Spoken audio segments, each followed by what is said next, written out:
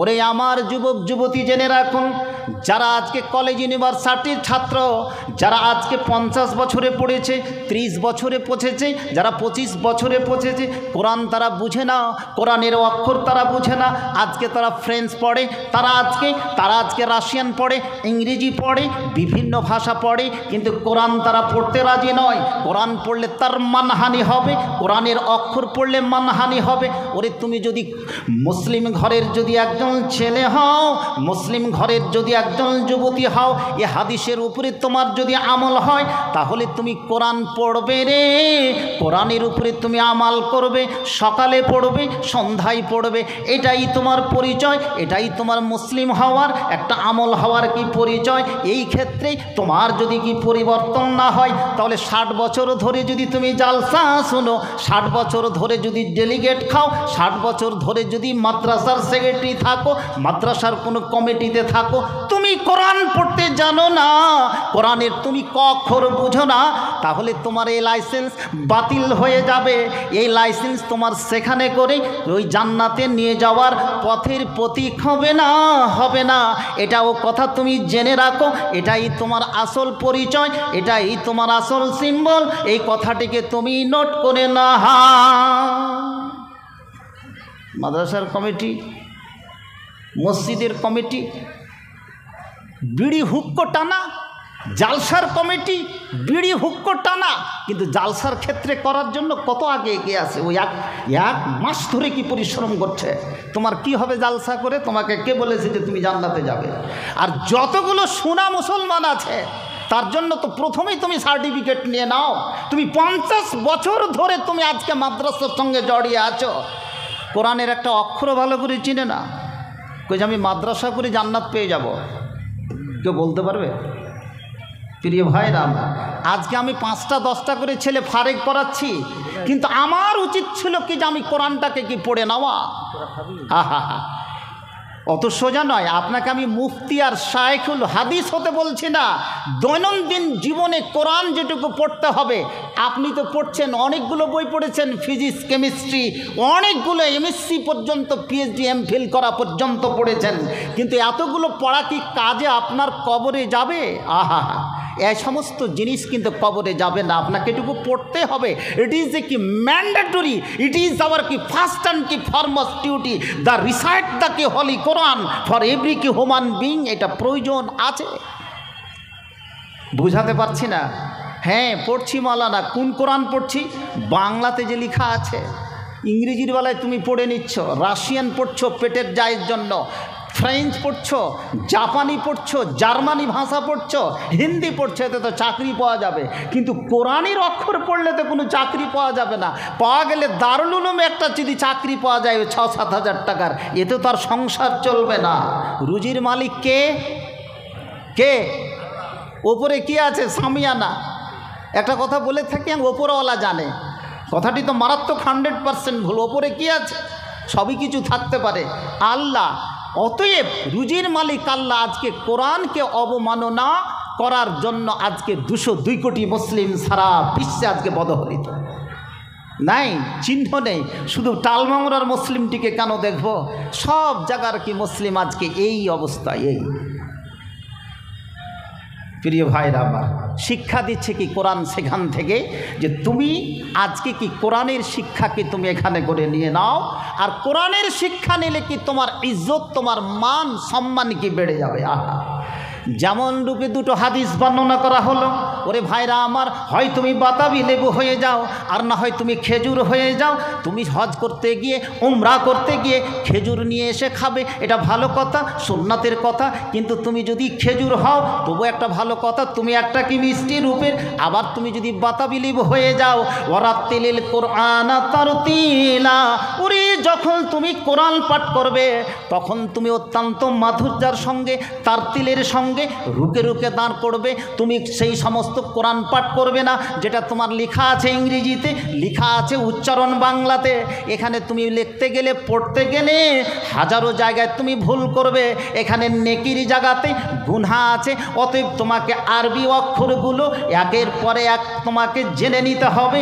এটাই তোমার মুসলিম হওয়ার পরিচয়। প্রিয় ভাইরা আমার, তাহলে এই দুটো হাদিস থেকে আমাদের কি যেটা দরকার, কোরআনটা আমরা যেন পড়তে শিখি। এটা প্রত্যেকের মাদ্রাসা দারুল উলুমের আজকে কি প্রোগ্রাম, টালমংরার লোককে ভালোবাসি, ছোট মেয়ে সবাই, কু আনফুসাকুম ওয়া আহলিকুম নারা। তুমি একাই জান্নাতে গিয়ে তুমি খুশি হতে পারবে না, তোমার আত্মীয় স্বজন আল আহালকে নিয়ে যদি সেই জান্নাতের পথের পথিক যদি হতে না পারি, তাহলে এটা আমাদেরই কি দুর্বলতা, কাপুরুষতার কি পরিচয় হবে। প্রিয় ভাইরা আমার, এই জায়গাটাকে কেন্দ্র করে আজকে আমি কি সেই তালিম আপনাকে কি দিতে পারলাম না। আহা, আজকে এতগুলো জিনিস থাকা সত্ত্বেও আমাদের কোনো পরিবর্তনই কি হচ্ছে না। সৃষ্টির সেরা এ মানুষ জাতি হচ্ছে কি সবচেয়ে আজীব শ্রেণীর। আমি কোনো মানুষকে চিনতে পারলাম না, আপনারা হয়তো চিনতে পেরেছেন। কীরকম চিনতে পারলাম না, একটা যুক্তি দিয়ে বুঝুন। হায় রে মানুষ, তুমি কোথায় আছো? একটা নুপুরের দাম, নুপুর যেটা তোড়াকে বলে, নুপুর নাকি, নুপুর কাকে বলে? তোড়াকে। একটা নুপুর সাধারণত পায়ে পড়ি, তার দাম হচ্ছে কি 700-800 টাকা, তাই তো 1000 টাকা। কিন্তু একটা সামান্য একটা টিপ কপালে পড়ি, দাম হয়তো 1 টাকা, তাই না? 1 টাকা দিন টুপুর আমরা পড়ি, 1 টাকা কি সেই হচ্ছে টিপ পড়ি আমরা সাধারণত কোথায়? কপালে। আর 1000 টাকা দামের জিনিস আমরা পড়ি পায়ে, কিন্তু সেটা কি পায়ে গেল। আহা,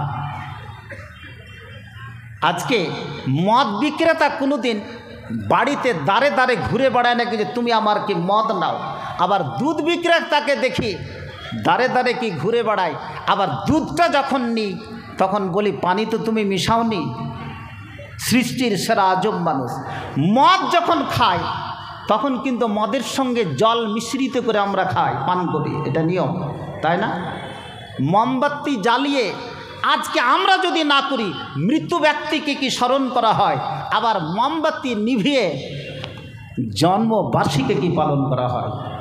সৃষ্টির সেরা এ আজীব মানুষ কত রকমের কাজে কি ব্যস্ত। আহা, আপনাকে দেখাচ্ছি এ মানুষ কোন জায়গা থেকে আজকে পৌঁছেছে। সৃষ্টির সেরা মানুষ কত রকমের, এরাকে চিনতেই পারা যায় না। যেটা সোজা পথ ছেড়ে এরা বাঁকা পথে চলতে বেশি আগ্রহী।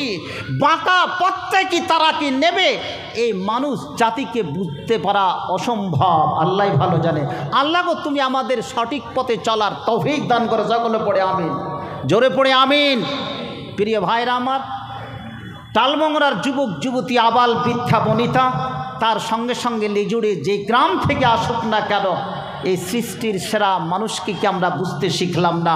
প্রত্যেকটা জিনিসকে কি তাবিল করে খায়। আহা, আজ এই মানুষের যে বয়স, এই বয়সের সাথে সম্পর্ক রেখে আমরা কিছুই আজকে কাজ করতে পারছি না।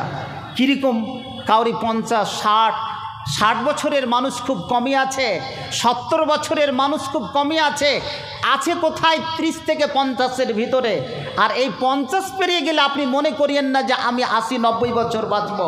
একটা তাফসিরের কয়েকদিন আগে আমি একটা আর্টিকেল পড়ছিলাম যে মানুষের বয়সকে যে কি ভাগ করেছে। আহা, মানুষের ভাগকে তাফসির অনুসারে যে ভাগ করা হয়েছে, 1 থেকে 11 বছর পর্যন্ত, এগুলো সমস্ত ছেলে 1 থেকে 11 বছর পর্যন্ত এই পিরিয়ডটাকে বলা হয় শিশুকাল।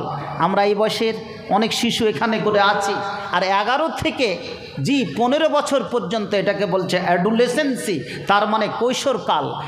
আর 15 থেকে 18 বছর পর্যন্ত এই বয়সটাকে বলা হয় পুরুষত্বের বয়স, এই বয়সটাকে বলা হয় যৌনকাল বয়স। আর 18 থেকে 40 বছর পর্যন্ত এটা হচ্ছে শক্তিশালী পরিণত বয়স। আল্লাহ রসুলকে পরিণত বয়স এটাকে বলা হয়েছে। এই অনুসারে, তাফসির অনুসারে আল্লাহ রসুলকে নবুয়ত দেওয়া হয়েছিল কত বছর বয়সে? টালমংরা মাদ্রাসার সমস্ত ছাত্র বসে আছে, কত বছর বয়সে? 40 বছর বয়সে। তাহলে তাফসির যে ভাগ করেছে যে 18 থেকে 40 বছর বয়সটা হচ্ছে পরিণত বয়স। নিজের বয়সটা নিয়ে ভাববেন। এই 40 বছর বয়সে আল্লাহ রসুলকে পূর্ণাঙ্গ জ্ঞান হয়ে যায়, তখন তাকে দেওয়া হয়েছে কি? নবুয়ত। তোমাকে নবী আমি বানিয়ে দিলাম, এই কিতাবখানটা তোমাকে দিয়ে দিলাম, এই কিতাবের তুমি তাবলীগ করবে, টালমংরার মানুষকে তুমি বুঝাবে, 7টি মহাদেশের মানুষকে তুমি বুঝাবে।